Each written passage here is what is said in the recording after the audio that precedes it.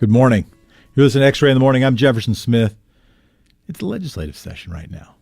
And now it's time for X-Ray on the state capitol. Today, we're going to take a look at environmental priorities. Joining us on the phone, State Representative Ken Helm, the chair of the House Committee on Energy and the Environment. Good morning, Representative.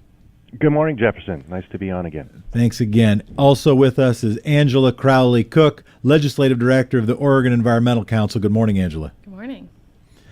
All right, let's start with you, Angela. What are the OEC's key priorities this legislative session? We talked before about diesel engines. You want to ban them? No, we can't ban diesel engines. Okay. I mean, that would be nice. Require them. Require clean engines. Okay. Yeah, so the new standards for diesel actually reduce 95% of the pollution. So we'd like all the trucks and construction equipment to use those clean engines. How is the committee looking at this? Have you already heard hearings on this, Representative Helm? My committee on the House side has not yet had a hearing on diesel. The diesel work has been taken up by Senator Dembro, and he's been presiding over a work group for most of the summer and before that, I believe. So I expect that the issue will initially be taken up in his Senate Committee, Natural Resources and Environment. All right. What are some of the priorities that your committee, and they may overlap with some of the things that the OEC is working on, what are some of the priorities that your committee is working on? One of our top committee priorities will be some sort of response to climate change, some form of carbon pricing and system of addressing climate change over time. And we've had, I think, a very positive development this session in that Senator Dembro and I have decided to join forces of our committee and go forward and look at times during March to have informational sessions in the evening where all members of both chambers can come and participate and hear the various types of carbon pricing systems that are already working around the country and in other countries. So this is the big one. You're going to do joint hearings so that people who've been pushing for some sort of carbon pricing can weigh in, can hear, and everybody on both committees can hear together. Is there a leading so far proposal you're aware of? No. There are bills that have been around. There are ideas that have been around. You probably remember that Senator Edwards had pushed a couple of bills that provide a type of system that's similar to the carbon cap and trade system that California adopted and provide a linkage for Oregon to that system. That bill is in play. There are other bills that simply seek out a cap and either a fee or penalty for the amount of emissions placed into the environment. Also in play, although not one of my favorites, is a proposal for carbon tax. Angela, do you guys have a proposal? I want to respond to the thing or dig into the thing that the representative just said, but do you have a proposal on the carbon pricing systems, or are you guys ready to weigh in yet? Sure. We're pretty supportive of anything that puts a cap on carbon and then a price. Although I agree with Representative Helm, carbon tax is not our favorite either. Why not? How come? Well, because you're scared of taxes because your donuts will go away? No, because there's no cap, and the cap is the important part to make Why? sure it's going down, and that's what actually reduces carbon. If you're making sure we set a limit and then we're reducing that cap every year, that's what guarantees you those carbon emissions. Representative Helm, why don't you like the carbon tax? Because to me, that is well, who cares what I think? What's your why don't you like the tax? Well, I'll give it one thing. It is fairly simple to understand, and I think from a business perspective, you can, look out and project what your taxes are likely to be and plan for it. And I appreciate that. And as a mechanism, I understand why the business community likes it. The reason that I'm real hesitant about carbon tax systems is the best one going that I'm aware of is in British Columbia. And the way that they have made it work so far, and I'll have to caveat that by saying they've really not been able to impose a tax that is changing behavior up there at this point. The tax is just too low. And so they're not having the carbon reduction savings that they expected to. But one of the ways that they made it work in the early days is they were continually able to manipulate what the tax rate was, and then the revenue generated by that they would feed back into their economy in various sectors, either to individuals or to businesses, in order to sort of balance and mitigate the impacts of the tax itself. We don't have tax nimbleness in this state. Every tax that's of significant sort will need to go to the voters in one way or another. So I just don't think we have the ability to regulate the tax and make it benefit the population and get the carbon savings we want. That's an interesting policy point. So the policy point is that with a cap, because there has not been sort of an anti-cap resistance in the state to put anything on caps in the Constitution, that you could, with a cap, have the regulatory authority or the legislature jimmy it as facts required. Whereas a tax, every time you wanted to change it, you'd have to either go to the voters or get a supermajority in the legislature. Yeah, that's my fear in trying to implement that sort of program. Yeah. Yeah, I mean, that's a counter argument. I think there's still some strong pro arguments. But can I tell a story? Representative Helm, would you permit me to tell you a really interesting story? Absolutely. When the last time, or I don't know if it was the last time, there was a time when cap and trade, when putting a price on carbon, capping carbon somehow, was a really salient issue in the Oregon legislature. And Congressman Peter DeFazio was invited to come and speak to the Democratic caucus on whatever. He was in town, so he was going to come and say some stuff. He spent nearly the entire time going after cap and trade, trying to, and Brian Clem leaned over to me and said, "Well, there goes our bill," and it did sort of end the argument in the Democratic caucus around trying to push for cap and trade. And I'm pretty sure the person who got him to do that was Scott Bolton, who previously worked for Ron Wyden and now works for PGE. Is it PGE or Pacificor? I forget which one. Pacificor. Yeah. Who's an energy company guy. As a really smart move to get a progressive Democrat to go to Democrats. And DeFazio's concern, and this will lead into my question, DeFazio's concern was that this would be a sop to Wall Street. This would be a thing. If you do something like cap and trade, the people who really benefit are the traders of energy, not the users of energy, not the payers of taxes, not the people who are hoping to save the environment for generations, but for the people who now have a new thing that they can sell and trade. Representative, what's your response? Well, I've heard that before, and it's certainly part of the current conversation too.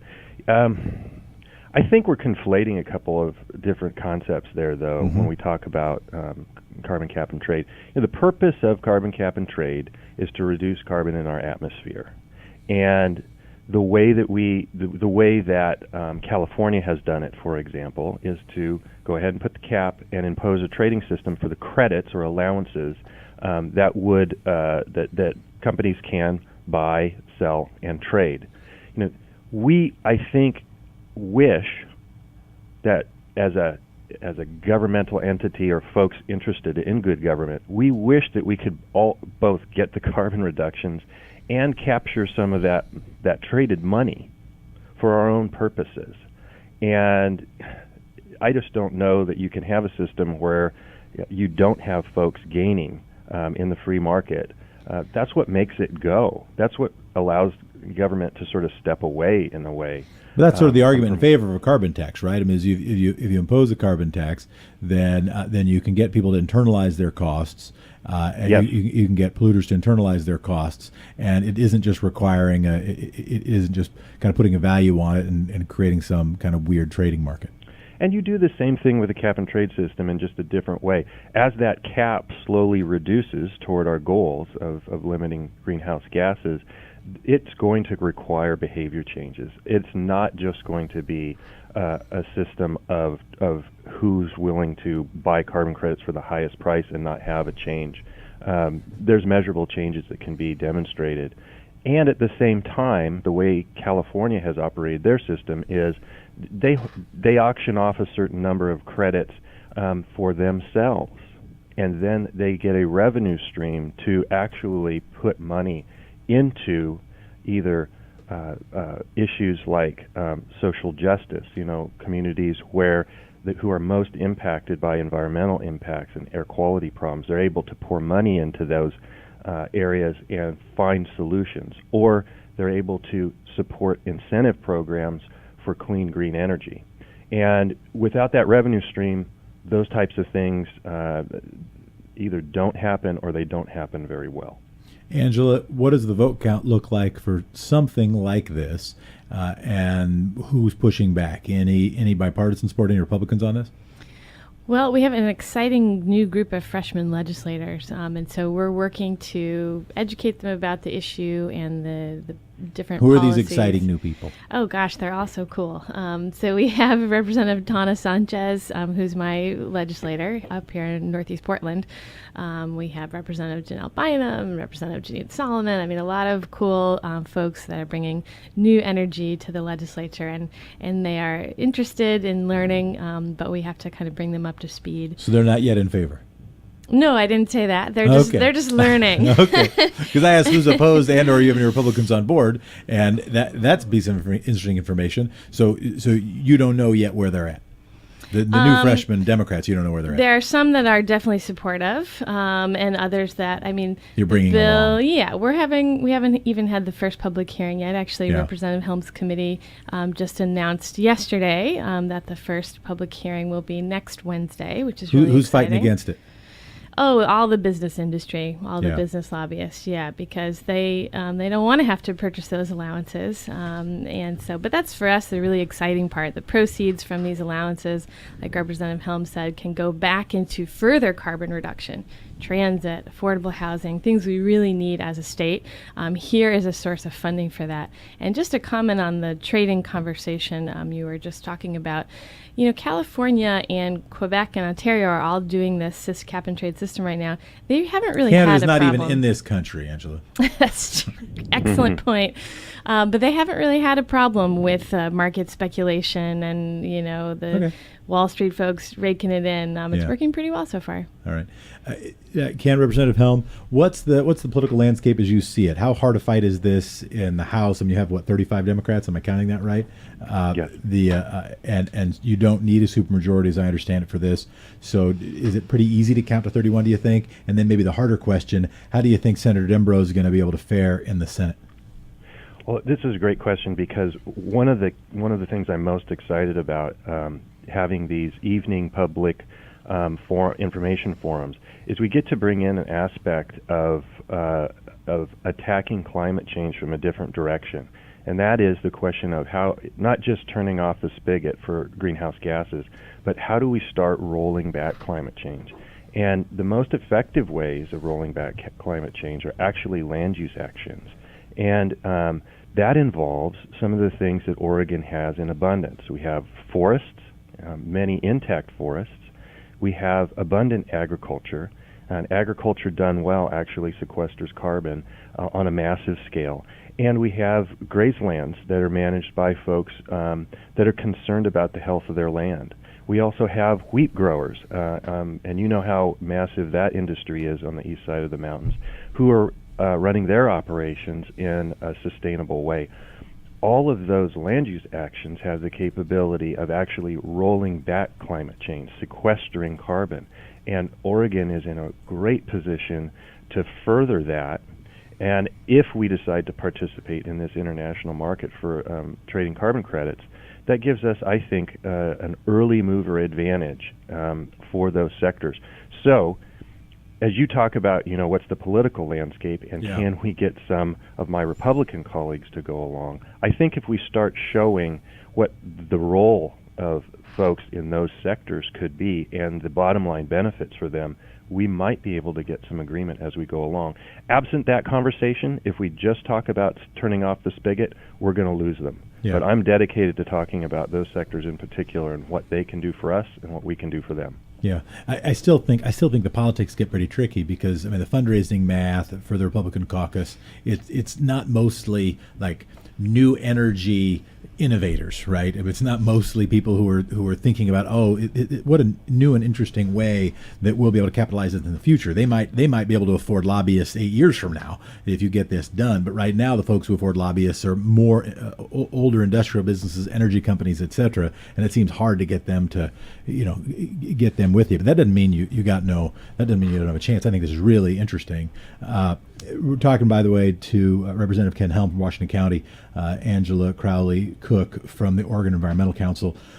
Dredge mining, suction dredge mining, and Oregon's rivers. Angela, explain quickly what that is. Well, I know you guys only have a couple minutes left.